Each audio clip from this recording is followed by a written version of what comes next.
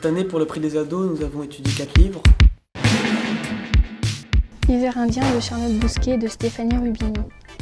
Le Petit Prince de Harlem de Michael Thévenot. La vie dure 3 minutes de Agnès Laroche. 2 secondes en moins de Marie Colo et Nancy Guilbert.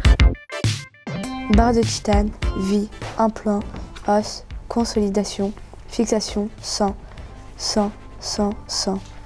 J'avais fait semblant d'être rassurée quand Igor m'avait expliqué comment les chirurgiens modèleraient son visage, comme s'il s'agissait d'assembler simplement les pièces d'un robot. Toute seule dans l'appartement vide, la veille au soir, mes idées noires et moi avions longtemps tourné en rond. Je me souviens d'avoir rageusement griffonné mes angoisses dans mon carnet par ordre croissant. Ce livre parle d'un garçon qui s'appelle Igor et d'une fille qui s'appelle Réa, qui ont eu un choc dans leur vie.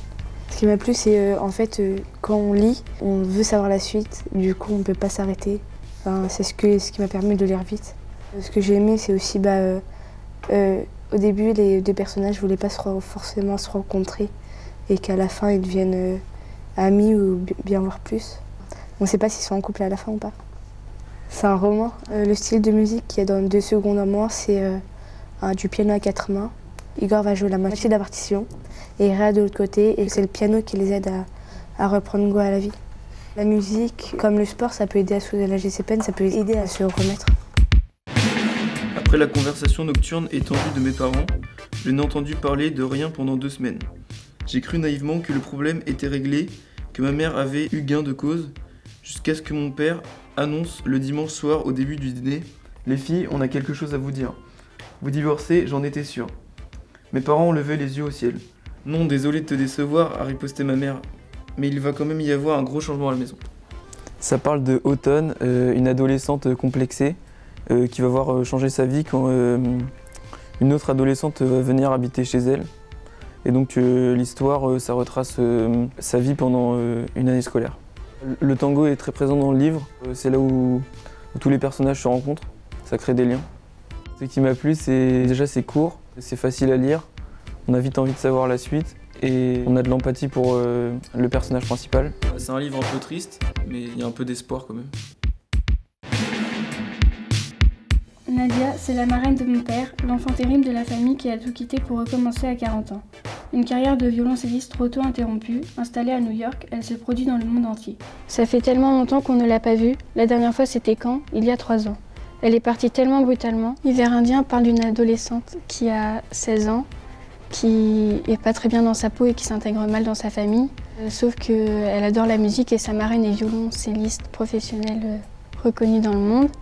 Et c'est là qu'elle découvre la passion de la musique avec sa marraine.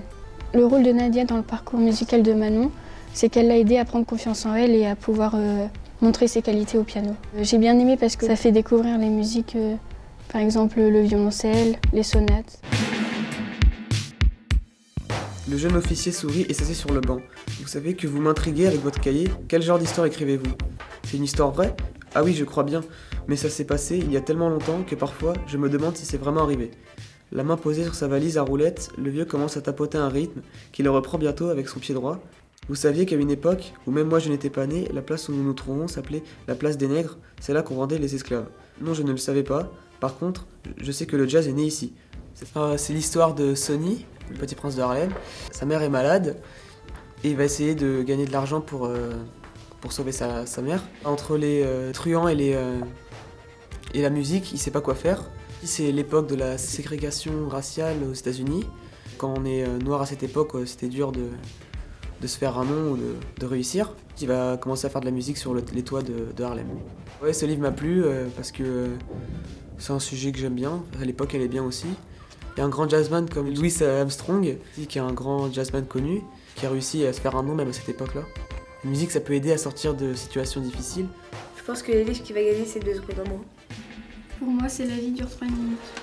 Pour moi, le livre qui va gagner, c'est Le Petit Prince d'Harlem. Ce petit prince de Harlem, je l'ai pas pris pour rien, il va gagner.